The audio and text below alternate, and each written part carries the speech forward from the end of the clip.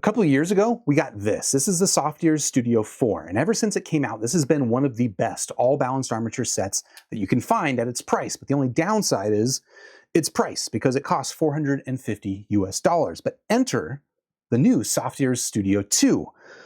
And before you get too excited, I'm just going to tell you right now, they kind of warned me about this one. Hey folks, I'm Mark Ryan. This is Super Review, and today we're taking a look at the new Softears Studio2, which is, as the name suggests, kind of a follow-up and maybe like a baby brother to the Studio4. Instead of 4 balanced armatures like we got on the Studio4, the Studio2 has, can you guess? That's right, 2 balanced armatures. And instead of a price of $450, well, the price is actually just $170 US, which is actually kind of a nice price for Softears. In fact, I'm trying to think if there's any other Softears IEMs that I've tried under $200. I don't think so. Now, that's the kind of the surface stuff, but what you might be assuming, and kind of what I was warning you about, is, okay, the Studio4 has a certain reputation of being like a really engaging, exciting, all-balanced armature set. It's got this nice clean vocal reproduction. But the Studio2 here that we've got is definitely going for a different audience. And this is what Softears told me before they sent it to me. They said that this IEM, because, okay, the studio is in the name, right? It's not just in the name for audiophiles like us to think about this as a product that is used in professional situations. They actually make these products for professional consumers.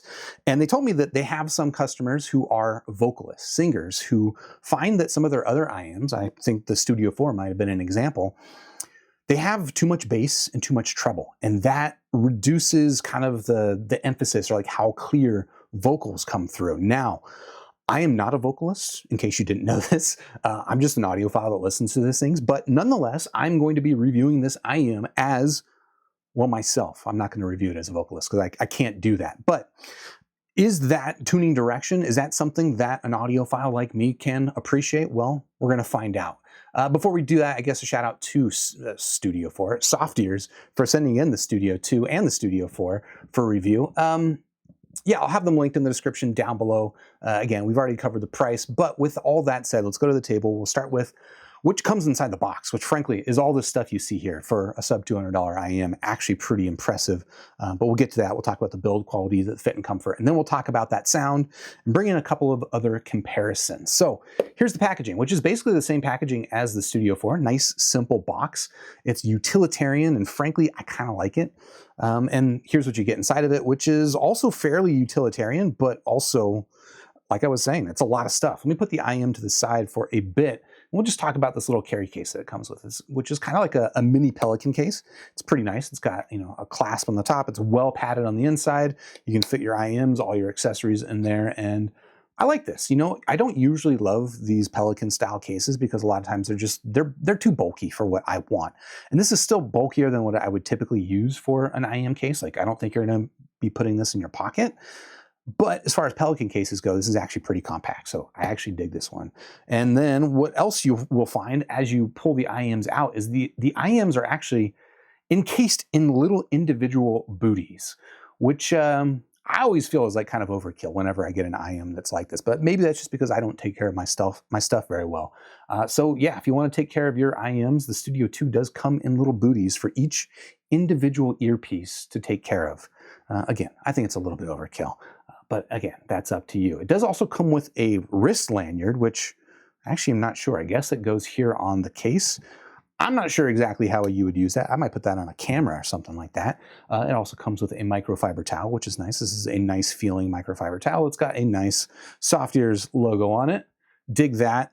It also comes with a little cleaning tool, which frankly, these are, you know, I've talked about these before. They must cost 5 or 10 cents to make, but you only find them in really expensive IEMs, so it's kind of cool to see it come here with the Studio2. Again, this is a product that is ostensibly made for professionals, but and the final thing that we get inside the box is, of course, a set of ear tips, and you get them in small, medium, and large. This is a pretty typical style of ear tip that you've seen with numerous Moondrop and Softears IEMs over the years, including like the Blessing 2. It dates back to at least, actually, the Moondrop S8 is, I think, the first IEM that I got that has these ear tips, but They're nice ear tips. They're just a little bit on the long side, which I guess we're going to talk about when we talk about the fit and comfort. But for now, let's move on to talking about the build quality here on the Studio 2. And there's actually some stuff to really like about it. And just starting with the aesthetics of this IEM, I actually think this is a really attractive package just because it's kind of rare to have an IEM in this all matte gray look. And I know it's pretty simple and maybe understated, and it's not going to be everyone's bag. And maybe it is a little bit too utilitarian for some people. But for me, this really does strike me right in my heart. Like, I think this thing looks, frankly, pretty fantastic. But let's talk about the cable. Okay. The cable is, I would say, pretty nice, but it has some things about it that, again, might be a little bit divisive. Divisive or divisive, you decide. You can see it's maybe a little bit memory prone, although I will say I did not have issues with this in use. It is a little bit on the thin side, a little bit on the rubbery side. It kind of reminds me actually of one of the Effect audio cables that I reviewed a couple of months ago, I mean, back in like January. It has like this, it's a rubbery texture, but it's like kind of, it's soft, it's not super grippy, and it's just, yeah, it feels kind of nice. And again, it's like, it's a unique thing. There are not a lot of IEM cables that are made of this material in the first place, let alone that come in this gray color. So I think I like it. The only thing maybe I would worry about a little bit is, because it is kind of a light matte color, it might pick up dirt and stuff over the years, but I do not have issues with that, at least on the cable. We'll talk about the earpieces in a bit, but the Y split is quite small. I guess I'll also highlight here the termination does not have any sort of swappable mechanisms, just standard 3.5 millimeter. For all you balanced folks out there, this is an IEM made for professionals, and it's got 3.5. 3.5 is good enough. Okay, this is my TED Talk. We'll move on to the rest of the cable. It's got a useful chin slider, which I like to see, you know, basic little piece of plastic on there, and it stays in place. And then, of course, you've got your preformed ear hooks with 2-pin connectors, and I love this style of 2-pin connector. Just a small plastic. I know a lot of cables just have like these really ornate metal bits on them that maybe it looks fancy and it looks special, it looks premium. But for me, this is like the better solution for a couple of reasons. One, I just like that it's small, so you can see that in terms of like how much lift you get off of the back of the IEM with this ear hook, it's smaller. It's going to be tighter to the back of the ear than your average 2-pin connector. The other thing is that even though it's compact, it works. It's compatible both with earpieces like this that have a recess connector, as well as earpieces that don't have a recess connector, and it doesn't make them overly tall. I just think that this is the ideal solution, folks. So we need more IEMs with these small little plastic connectors. I know it doesn't feel necessarily premium, but I think it's better. But yeah, that is the cable, and that will bring us into talking about these earpieces, which I've kind of already gushed about the aesthetic on them. I like them a lot, but there are a couple of potential downsides, which I've already alluded to a little bit. Because it is this matte gray coloration, I have some concerns that this might pick up color and dirt and stuff over the years, and maybe not even over the years, maybe even pretty quickly, because as soon as I pulled these things out of the box, they had like some like black scuffs on them that my hypothesis was that it had rubbed off from this and just being in transit. Now it came off no problem with just a little bit of an alcohol wipe and cleaned it up, but nonetheless, you know, that's not something you typically have to worry about with a glossy build. It's just kind of a trade-off that you get with this aesthetic. And frankly, I think it's worth it. I think this thing looks pretty cool. Now, the earpieces themselves are also just really quite nicely shaped. I'll put it in my ear in a little bit so you can take a look at the fit. But while we're up here up close, just to highlight a couple of things, I think the size is like fairly a medium size. But what I like about it is that it's kind of medium on the outside, but you see that it's got these little protrusions down here that extend out past the outer panel, which just helps it lock into the ear and give you a really nice, secure fit. Now, the other thing that I'll highlight before we go to my head is the nozzle. So I'll go and pull off this nozzle, the ear tip real quick. The nozzle on this is a little bit on the long side. You know, it doesn't necessarily it doesn't look that long, but I think it is a little bit on the long side, and especially when paired with these ear tips, which are also a little bit on the long side. That's why I'm personally wearing the smallest ear tips available, and I also had them just like pushed on as far as possible to shorten this up and make it fit as well as possible in my ear. Now, I did just put that ear tip back on, but I want to also measure the nozzle for all you nozzle peepers out there, just to kind of highlight. And I guess I'll make a couple of measurements here, because on the very tip, looks like we're at about 5.5 millimeters, but you might notice that there is a little bit of a lip right there that's below the tip, which will extend that a little bit to Let's call that 6.2 millimeters. And for anyone who out there who's wondering, because I see people wonder this all the time, it's like, why does an IEM not have a lip on it? Because this lip is very useful for holding on ear tips. I appreciate it when it's there, but this is the reason why. It's because it extends what would be, you know, a 5.5 millimeter nozzle to a 6 point something millimeter nozzle, 6.2 millimeters. So it adds sizable width and girth to the nozzle. So there's a trade-off there, right? You get the stability of the ear tip, but you do get a slightly wider nozzle in its place. But yeah, let me throw that ear tip back on, and as promised, I'm gonna throw this thing into my ear so you can take a look at what the Studio 2 looks like inside the ear of a human. Like I mentioned, I would say that this is a medium-sized earpiece that fits for me super, super comfortable. Reminds me a lot of the fit of the Studio 4, although it does feel like it fits a little deeper than the Studio 4. I didn't pull out the calipers and like measure them from every dimension to see exactly what's going on. It could just be the ear tips that I'm choosing here because I'm just sticking with the stock ear tips. They did end up working out pretty well. But yeah, you can see that it doesn't fit super, like it doesn't go behind the anti-tragus in terms of the outer panel, but you do get that little nubbin down there that catches in there. And they also get a little bit that catches into the fold up here. So you get a really nice stable fit. And I would say it's comfortable, just that the nozzle can be a little bit on the long side. So if you're like lying on your side on like a pillow, if you're sleeping, like singers do, right? Singers don't sleep in their IEMs. Just weirdos like me. But if you're lying on a pillow, that can be kind of a limitation of the comfort of it. But I don't know, I can cope. So yeah, that is the physical form factor here on the Softears Studio 2. Let me just check my notes to make sure I'm not missing anything. I don't think so. There's not much to talk about it. It's just a nicely built, simple piece of kit. So I think we can move into talking about the sound here on the Studio 2. And this is where things are going to get a little bit interesting. So this is the frequency response of the Studio 2 as I measured it on my rig. If you want to check it out on SquigLink, of course, I've got it linked in the description. You can pull up hundreds of other IEMs and compare it.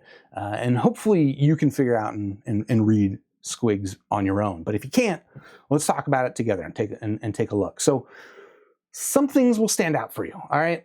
This darker dotted gray line, this is my version of neutral. This is what neutral sounds like to me, right? And the various different frequency ranges. So you can see where this IEM goes above my line. I would say this is like a coloration. And then where this line goes below my line, I would say this is also a coloration. Here in the treble, I wouldn't pay too much attention to exactly what's going on there. I'll talk about my listening impressions in a bit. But suffice to say that this IEM is not tuned after my target, right? I already kind of warned you or gave you the warning that they gave me, which is that this IEM is not tuned like the Studio 4. This is quite a different tune. In fact, the Studio 4 tune is very much in line with my frequency response preferences. This one is not, okay? So you do have somewhat of a thick, kind of bloaty lower mid-range here. Now, the delta here between this and my target, as you're probably seeing, is not super massive, so I wouldn't overread into this. But what you can read plenty into is just that this is not a bass boosted IEM. Again, this is kind of the MO for this project. The Studio 2 was designed to be an IEM that is not excessive in the bass and not excessive in the treble, so that vocalists can focus and pick out their own voice in the mix when they're doing live performances, okay? So yeah, there's definitely not a lot of bass here. If you're looking for a bassy IEM, I would absolutely 100% look elsewhere. But that's not to say that you don't get a lot of warmth out of this tune, because this is definitely a very warm tune. And I think a lot of that comes from not just this body in the lower mid-range, but really from this. Like this whole top end is quite dark and quite pulled back and quite relaxed, if I'm putting it nicely. Yeah, this is a big delta between what I would consider neutral versus where they've tuned the Studio 2. And what's interesting to me is that it does absolutely give this a very mid-rangey type of sound. Like, it's kind of like boxy, mid-rangey type sound that absolutely doesn't have a lot of bass, doesn't have a lot of treble. But I nonetheless don't really hear it as like a vocal-centric set. Now, maybe, again, I'm not a vocalist, so maybe I don't really know what I'm talking about. But for the types of music that I listen to, for me, recessing this up here means that vocals end up sounding really quite far back in the mix of the music. And then not having much treble also kind of reduces the sense of contrast and definition on things like the vocals. But it also contributes to lack of definition on pretty much everything. So let me talk about my subjective listening impressions, as I've kind of already done. Yeah, does this achieve the brief of this product? In fact, I'm not sure. Again, I'm not a vocalist, so I could be 100% wrong on this. But to me, vocals sound pretty stuffy on the Studio 2. They sound boxy, they sound undetailed. To me, the Studio 4 sounds like a vocal-focused tune. Now, I assume that they've gotten feedback from their professional customers telling them that the Studio 4 has, I don't want to say problems, but it's got these things that they don't want. And so this is a response to that. But just note, if you're looking for a Studio 4 in a half price package, that is not what the Studio 2 is. This is very much a different tuned IEM. For audiophile listening, again, for me, it's not it for me. Like if you're looking for a sense of imaging and separation in sounds, there is basically none of that happening here. There's no definition on attack. Transients are super, super soft and blunted. That space between sound, like soundstage, it's negative soundstage, okay? And you know I don't talk a lot about soundstage. Bass on this thing, while there's not a lot of bass, it is just droning, kind of muddy, soupy amounts of low end. And really, like, I don't know that this IEM tuning works really well for anybody who listens to music. Now, I'm surprised all the time. People like stuff that I don't like, so that's totally normal. But this tuning is, I'm just going to say, it is not that great. I would say that the best thing I could say about the Studio 2 is that it's a tuning that's very much not fatiguing, okay? Largely because there's no treble on this IEM, but if you're concerned, if like you're looking for something that you can just listen to for hours, maybe like something you could sleep in and not have a really engaging in-your-face type of tune, the Studio 2 could ostensibly deliver that. It's just also going to do that without really much sense of detail and space. So let me pull in the Studio 4 back just for a more direct comparison, although I've also just kind of done a little bit of comparison here along the way. Now, again, price range on these things is quite broad. Maybe this isn't the fairest of comparisons, but I think people see the name Studio 2, and they think of it as like a baby version of the Studio 4. But what I really liked about the Studio 4 is it's kind of the opposite of the Studio 2, right? It's really engaging set. It does have a bit of a bass boost, but it's mostly sub-bass focused. So I personally would be surprised if vocalists found the bass on this thing distracting. But again, I'm not talking to these customers, so don't listen to me, really. And then the treble is, okay, the treble is a little bit on, I don't even know if I would say on the spicy side, but it is definitely forward, definitely more of a brighter, livelier tune versus a much more warm and laid back tune that we get here on the Studio 2. And then I think that the advantage of that is that just everything, like the transient attack is just so much sharper, more exciting, more engaging here on the Studio 4. You get that separation between instruments that I was talking about, severely lacking on the Studio 2. It's excellent on the Studio 4. That sense of space and that separation is just, that's what this IEM does really, really well. And I think that the bass is also really satisfying, even though, again, it's not, I don't think a lot of bass. It's mostly a sub-bass focus, but you get that impact and you get that fun excitingness from it. Which, again, if you're a vocalist, maybe that is what you don't want.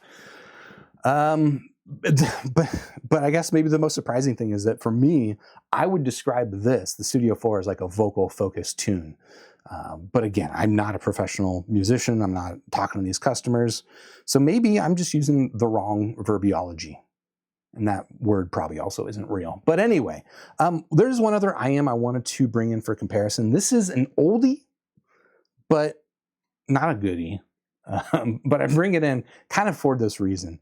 This is the Shure SE215, which is one of my most disappointing IEMs I've ever bought. I bought this one a few years ago, and I bought it because it was just like a very ubiquitous IEM, right? The SE215, this is what a lot of professionals use.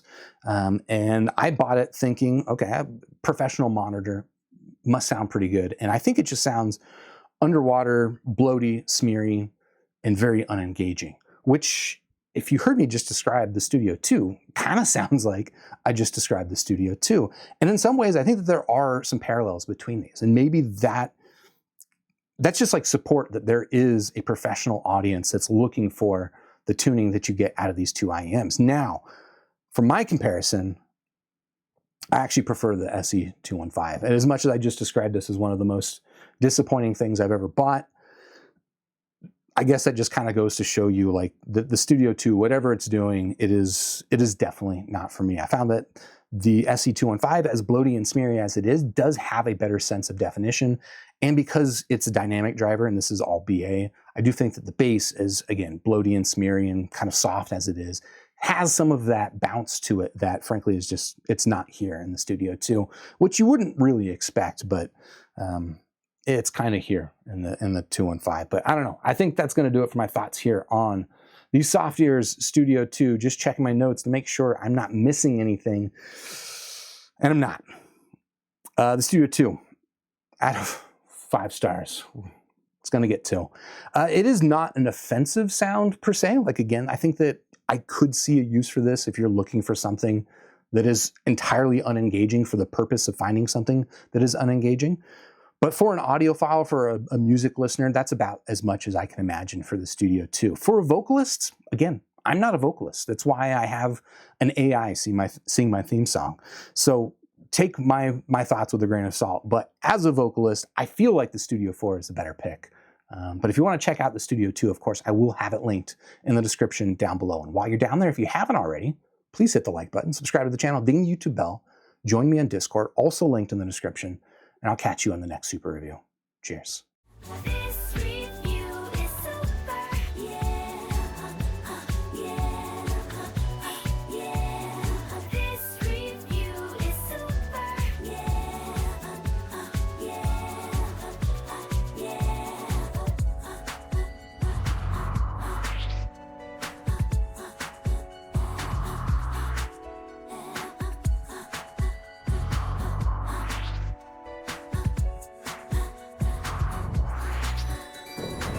Join with the force of reviews. We now have the tools to brave the misleading world of audio fools. Hey, this review is super, and so are you.